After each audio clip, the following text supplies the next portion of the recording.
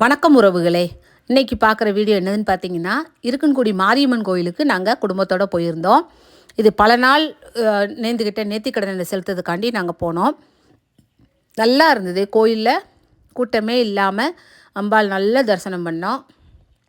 ஏன்னா நாங்கள் போனது வந்து வியாழக்கிழமை. திங்கள், புதன், வியாழன், சனி இந்த கிழமைகளில் போனால் கூட்டம் இருக்காது. செவ்வாய், வெள்ளி, ஞாயிறு போனால் தான் கூட்டம் அதிகமாக இருக்கும். உறவுகள் தெரிஞ்சவங்க தெரிஞ்சுக்கோங்க, தெரியாதவங்களுக்கு நான் சொல்கிறேன்.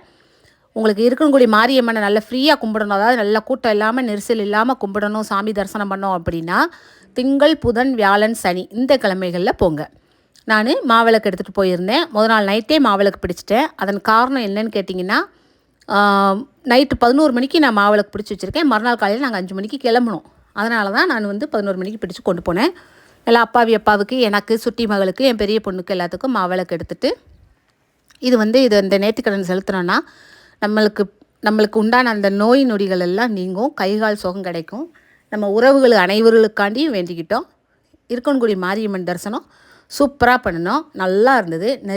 கூட்ட நெரிசல் இல்லாமல் நிம்மதியாக சாமி கும்பிட்டோம்.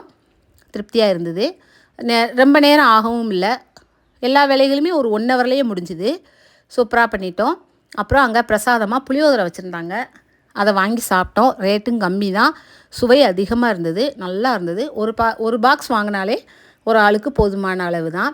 அங்கேயும் நம்ம உறவினர்களை சந்தித்தோம். இதனுடைய ஃபுல் வீடியோ நம்மளுடைய சேனலில் லோடாகிருக்கு. தவறாமல் பாருங்கள். பார்த்து உங்களுடைய கமெண்ட்டை எங்களுக்கு சொல்லுங்கள். ஸ்ரீ அரங்கன் ஃபேமிலி லைக் பண்ணி, ஷேர் பண்ணி, கமெண்ட் பண்ணி பாருங்கள். தேங்க்யூ. பாய்.